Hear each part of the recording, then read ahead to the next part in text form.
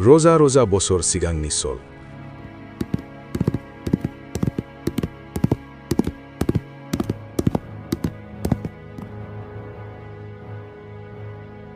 जोंनि राज्योआव श्रवण कुमार मुंनि सासे हौवासा दंमोन। बिमा बिफाखौ सिबिनानै बियो गावनि जिउखौ बावसोमदोंमोन। श्रवण कुमारनि बिमा बिफाया मेगन खानामोन। थैनायनि सिगां बिसोर गोथार मन्दिराव दावबायनो लुबैदोंमोन। बिसोर गावनि फिसाज्लाखौ लिंहरनानै बुंदोंमोन,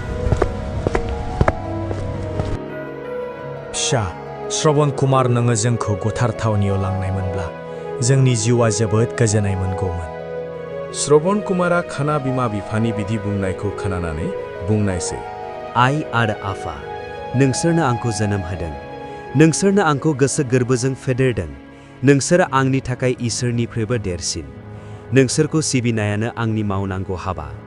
आं थांनानै थासान्दियाव नोंसोरनि मोनबो लुबैनाय आरो साननाया सखान्दा जानो हाया। जेब्लासिम आं नोंसोरखौ गोथार थावनिसिम लांनो हाया, अब्लासिम आं गोजोनै थानो हानाय नङा। बिदि बुंनानै श्रवण कुमारा गोख्रों बांगा बानायनायाव नांथाबोयो। जेब्ला बानग्राया थियारि जायो, अब्ला बियो गावनि बिमाखौ फारसेथिं आरो गुबुन फारसेथिं बिफाखौ फज'नायसै। लोगोआव माखासे जाग्रा लोंग्रा बेसाद लाफायो। बेनि उनाव बानग्राखौ गावनि फाफ्लियाव दैखांनानै बियो ओंखारलाङो।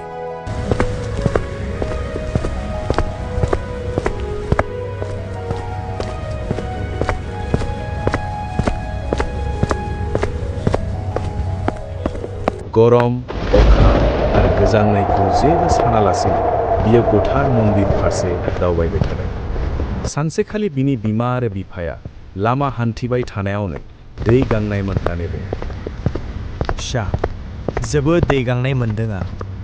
दै गांब्ला हरदो। आफा, दैयानो जोब्बाय। रथ', आइ आरो आफा, जों दा सरयू दैमा खाथियाव दं। आं बै दैमायाव दै लायनो थांनि। नोंसोर बेयावनो थाथ'। बियो गावनि बिमा बिफाखौ सरयू दैमानि साखाथियाव जिरायहोनानै दै लायनो ओंखारलाङो। बियो जाबाय अयोध्या रायजो। बै समाव बे रायजोखौ राजा दशरथा रायजो खुंदोंमोन।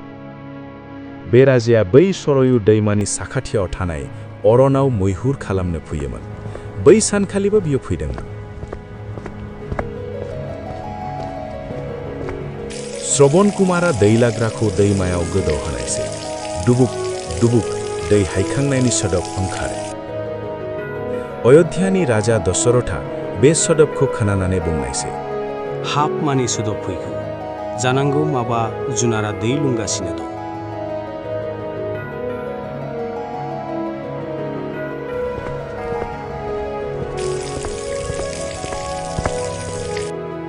हाब, माथो मानसिसो।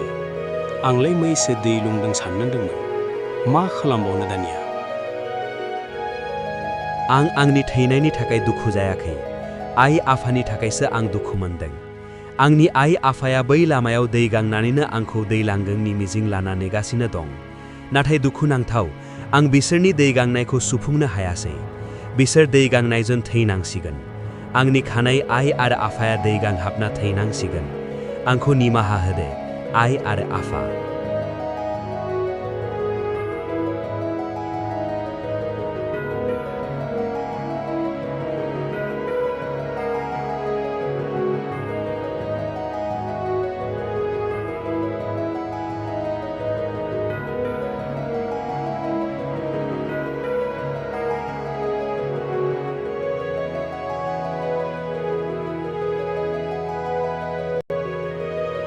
आइ आरो आफा।